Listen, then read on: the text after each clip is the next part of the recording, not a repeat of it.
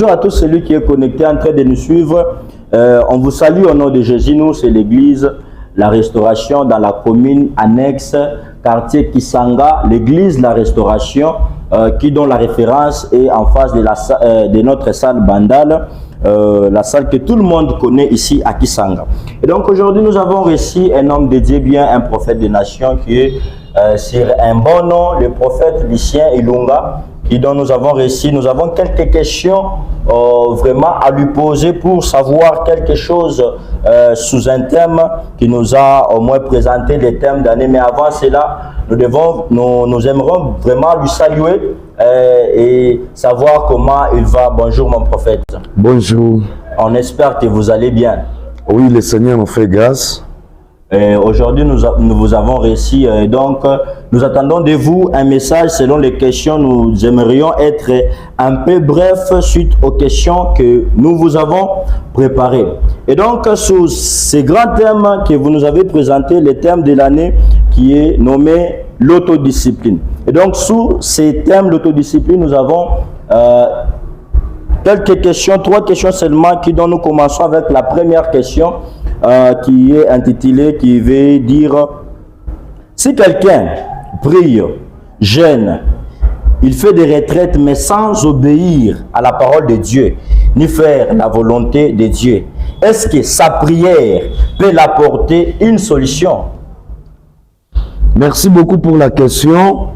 Si quelqu'un jeûne, il prie, il fait des montagnes, des retraites, mais sans obéir à la parole de Dieu ou faire la volonté de Dieu, sache bien que tous ces sacrifices, toutes ces prières n'auront pas une solution. C'est pourquoi, dans Proverbe chapitre 28, le verset 9, la Bible déclare: si quelqu'un met ses oreilles et devient dire contre la voix de l'Éternel, qu'il sache que sa prière sera une abomination. Kama muntu anaweka masikio yake mbali kushikia sauti ya Mungu, kutii sauti ya Mungu, maombi yake, masakrifisi ya maretrete ya milima ya vyote, itakuwa mbule, itakuwa ni abomination mbele ya Mungu. Qui veut dire, avec ta question, si quelqu'un prie, si quelqu'un fait, il gêne, il fait des montagnes, mais sans respecter ou obéir à la voix de l'Éternel ou la parole de Dieu, sa prière sera inutile. C'est pourquoi aujourd'hui, il y a des gens qui prient, nous avons des chrétiens qui font des montagnes, qui gênent, mais s'ils ne sont pas sensibles à écouter la parole de Dieu, à obéir et à faire la volonté de Dieu, tout ce qu'ils font là, ni moi boule. Je ne sais pas si tu m'as compris avec ta question. Oui, tunashikia paifashi bana répondre mzuri sana. Le prophète a bien répondu que si quelqu'un jeûne, prie, mais il ne fait pas la volonté de Dieu, donc sa prière est une abomination devant Dieu. Donc nous passons directement à la deuxième question sous ce grand thème qui est sous-entendu l'autodiscipline. J'aimerais vraiment savoir, on aimerait vraiment savoir, tout le monde qui est en train de nous suivre a besoin de savoir qu'est-ce que la discipline peut amener dans la vie d'un homme. Merci beaucoup. Avant de répondre à cette question, j'aimerais parler à toutes les personnes qui prient, qui jeûnent, qui font des retraites. Si ils ne pratiquent pas la parole de Dieu, ils n'obéissent pas à la parole de Dieu, ils détournent leur oreille à la parole de Dieu, à la voix de l'Éternel, aux principes et aux lois de l'Éternel, j'aimerais vous dire, ils sont en train de passer le temps inutilement, de faire souffrir leur corps. Le sacrifice que Dieu agrée, c'est ce sacrifice-là, dès qu'on a omba, qui dès qu'on a respecté, voix à Mungu, tout celui qui respecte la parole de Dieu, qui le met en pratique et qui prie, je vous dis, quelle que soit la dimension de sa prière, cette prière sera exaucée. Merci beaucoup. La deuxième question est claire. Vous avez dit, est-ce que la discipline peut jouer un rôle d'impact sur la vie de l'homme? J'aimerais vous dire oui. La Bible nous dit, la grâce est trompeuse. Dieu peut te faire grâce. Dieu peut placer une étoile qui brille sur toi. Dieu peut placer dans ton chemin une élévation. Dieu peut décider de te bénir aujourd'hui. Si dans cette grâce que Dieu peut te faire, tu n'as pas de discipline, tu ne te disciplines pas, tu peux échouer avec la grâce là.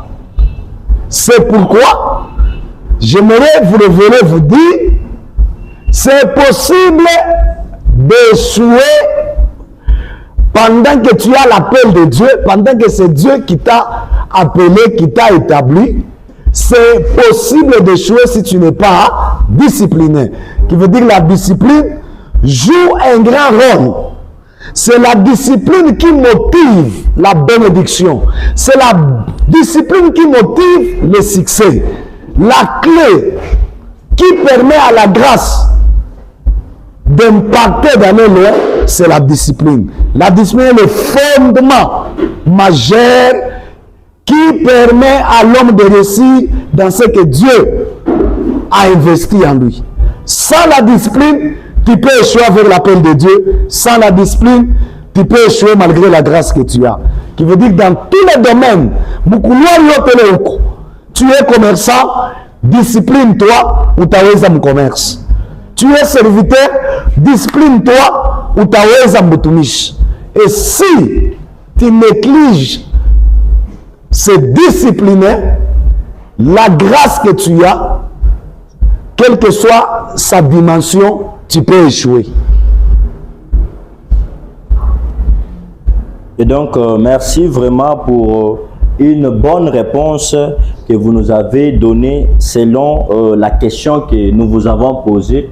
Vous avez bien dit, si Dieu nous a fait grâce, si aujourd'hui nous vivons dans la grâce de Dieu, et qu'on n'applique pas, on n'impose pas la discipline dans ça, donc ça nous sera vraiment trop difficile de réussir. Et je crois que tout celui qui est en train de nous suivre, la réponse que le prophète Lucien nous a donnée est bien claire sur chaque chose. Et donc même dans la vie, ce que tu fais, tu dois être discipliné afin de réussir. Et donc nous passons directement à la troisième question. Pour savoir pourquoi Jésus a agréé l'offrande de cette femme veuve, tandis qu'il y a eu beaucoup de personnes qui ont donné des sacrifices plus qu'elle. Merci beaucoup. Avec une bonne question. Pourquoi Jésus a agréé l'offrande de cette femme veuve pendant qu'il y avait des personnes qui ont donné plus qu'elle? Écoute, le sacrifice que tu donnes dans le moment où tu souffres, dans le moment où tu passes des temps difficiles, le don que tu peux faire à une personne, l'offrande que tu peux donner à Dieu pendant que tu souffres, et tu restes fidèle, tu le fais, et plus que ce que tu peux donner pendant que tu es dans l'abondance. Ça c'est fort, c'est vrai. J'aimerais te dire, servir Dieu pendant que tu souffres, c'est plus fort que servir Dieu pendant que tu as tout. La personne qui donne, qui te donne quelque chose, pendant qu'il est dans la souffrance, pendant que ça ne marche pas, mais il prend quelque chose de sa part, il te donne, qui veut dire que cette personne est très fidèle, ce qu'il donne est plus grand que celui qui a beaucoup de choses peut te donner quelque chose. Voilà pourquoi Dieu et Jésus a agréé le sacrifice de cette femme-là veuve. Ce que la femme avait donné, c'est ce qu'elle avait. À quoi pas qu'on a eu le tour. Mais mwile nkunja bale bantu bengine balikuwa nabyo banatosha mubile, balikuwa nabyo banatoa. Me ule mwanamke alileta kale kota alikuwa nako anatoa Yesu. C'est pourquoi Jésus a dit katikati yenu mwe bote ule anatoa kutoka kwa vya kweli ni huyu mwanamke veuve. C'est pourquoi j'aimerais parler au monde entier. Kama unaona mtu anakusaidia pendant que kuna pesa mais anakupatia, anadiscipline akupe ule mtu umpatie valeur kupita ule konabi vya mingi, parce que bile mtu mwingine anaweza kupatia parce que konabi ça peut être mamiette. Imagine mtu kuna chemise mbili na anabeba moya anakupatia, na ule kuna abondance anakupatia, considere sana ya ule mtu ule anakupatia hata kama haina na valeur, oui considérer parce que il t'a donné tout ce qu'il a. Je ne sais pas si cette question est bon répondue. Oui. Et que le Seigneur vous bénisse. Amen. La question a été bel et bien répondue plus tôt. Et donc, je sous-entends quelque chose dans les messages de notre prophète Lucien. Il a dit, celui qui donne peu a de l'importance que celui qui donne dans le moment où il est dans l'abondance. Et donc, minafia kufananisha na hii mfano, il a dit, mais donc Dieu n'a pas besoin ya bintu binene. Dieu a besoin na kintu kiloko mu sacrifice à donner. Et donc, prophète, nous vous disons merci pour avoir accepté notre invitation. Et puis, Kuchikako, pour te répondre comme ma question, selon Ville tu me poser. Alors, on aimerait vraiment que vous puissiez nous donner l'adresse de l'église, la restauration qui dont vous gérez. Vous êtes le berger, le pasteur, le conducteur de cette église. Munesu tupachi yako adresse afin que bantu bote wale kuna tufata bapate ko adresse bakuyeko pakanisa ya restauration. Merci beaucoup. Pour terminer, j'aimerais vous dire, wanje kukukonsidere hata kiloko ile muntu anaweza kukupatia, usibebe valeur paka ya bile bya bantu banene. Hata ule muntu ule eko chini na anabeba hata mkopo ambayo anakupatia, prends ça avec importance, parce que kila anakupatia kinapita peut-être kile kinene huku na chunga bakupe. Alors nous, on n'est pas loin, nous sommes dans la ville de Lubumbashi. Si vous êtes en ville, prenez le véhicule de Kisima, qui veut dire allez à l'arrêt Jekamine, prenez le véhicule de Kisima. Nous sommes directement sur l'arrêt Kisima en diagonale de la grande salle Bandal. Vous allez nous trouver, vous allez trouver l'église Restauration est là. Venez vivre la main de Dieu et soyez bénis au nom de Jésus. Amen. Amen. On vous bénit dans le nom de Jésus. Nous sommes connectés. Soyons